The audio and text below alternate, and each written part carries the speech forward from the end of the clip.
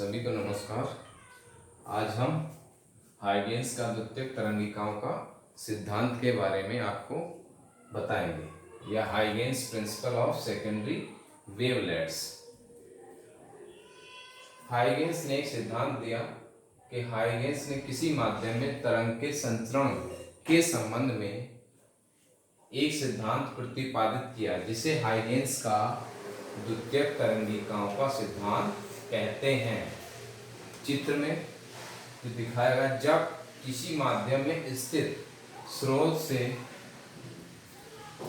तरंग निकलती है तो स्रोत के चारों ओर स्थित माध्यम के कण कंपन करने लगते हैं। वह पृष्ठ जिसमें स्थित सभी कण कंपन की समान कला में हो तरंगाग्र कहलाता है। यदि बिंदुवत हो तो गोलीय होता है। स्रोत से बहुत अधिक दूरी पर तरंगाग्र लगभग समतल हो जाता है। जैसे सपोज कीजिए ये चित्र दिखाया गया है, इसमें एक डॉटेड लाइन है और इसकी ये सेंटर वाली लाइन है और ये इसके बाहर है। कोई सोर्स है तो जब उस पर प्रकाश पड़ेगा तो कैसा हो जाता है, गोलीय गोलीय कहलाता है। और बहुत अधिक दूरी पर वही प्रकाश क्या हो जाता है, एक समतल का रूप ले लेता है, जिसमें हम इसको समतल दिखाया गया और इसको क्या है, गोलीय रूप में आपको दिखाया गया है। सेकंड कंडीशन क्या है, तरंगाग्र पर स्थित प्रत्येक माध्यम कण एक नए तरंग स्रोत का कार्य करता है, जिसमें नई तरंगे सभी दिशाओं में निकलती हैं। इन तरंगों को द्वितीयक तरंगिकाएं कहते हैं तथा ये भी माध्यम में प्राथमिक तरंग की चाल से आगे बढ़ती हैं। थर्ड, यदि किसी क्षण आगे बढ़ती हुई द्वितीयक तरंगिकाओं का एनवलप अर्थात उन्हें स्पर्श करते हुए खींचें तो यह एनवलप उस क्षण तरंगाग्र की नई स्थिति को प्रदर्शित करेगा।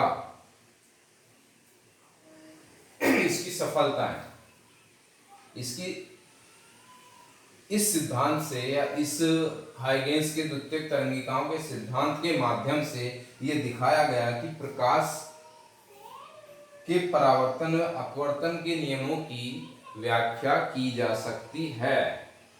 अर्थात जो इसका ये है, इसके माध्यम से हम क्या क्या कर सकते हैं, जैसे प्रकाश का परावर्तन और अपवर्तन के नियमों की व्याख्या हम कर सकते हैं। सेकंड है इसका प्रकाश का व्यतिकरण तथा प्रकाश के विवर्तन की व्याख्या भी हाइगेंस के द्वितीयक तरंगिकाओं के सिद्धांत के माध्यम से की जा सकती है।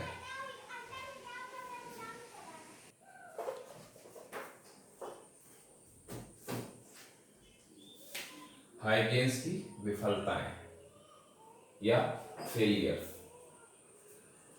जब प्रकाश को अनुदैर्ध्य माना गया है, जिसके कारण प्रकाश के ध्रुवण की व्याख्या नहीं की जा सकती। जब उसको क्या माना गया, अनुदैर्ध्य माना गया, तो इसमें क्या है, हम प्रकाश के ध्रुवण की व्याख्या नहीं कर सकते। परंतु बाद में प्रकाश को अनुप्रस्थ मानकर क्या किया, ध्रुवण की व्याख्या की गई।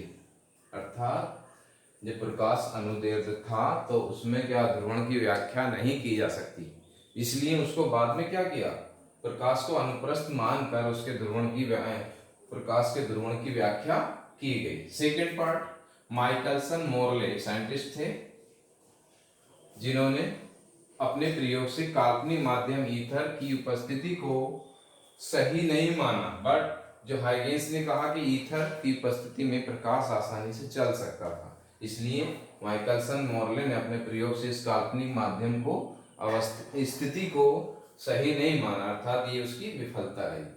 थर्ड पार्ट क्या, प्रकाश वैद्युत प्रभाव की व्याख्या नहीं की जा सकती, अर्थात हाइगेंस के सिद्धांत के माध्यम से हम प्रकाश के वैद्युत प्रभाव की व्याख्या नहीं कर सकते, जिस कारण उसकी 3 विफलताएं हमें प्राप्त हुई। Thank you.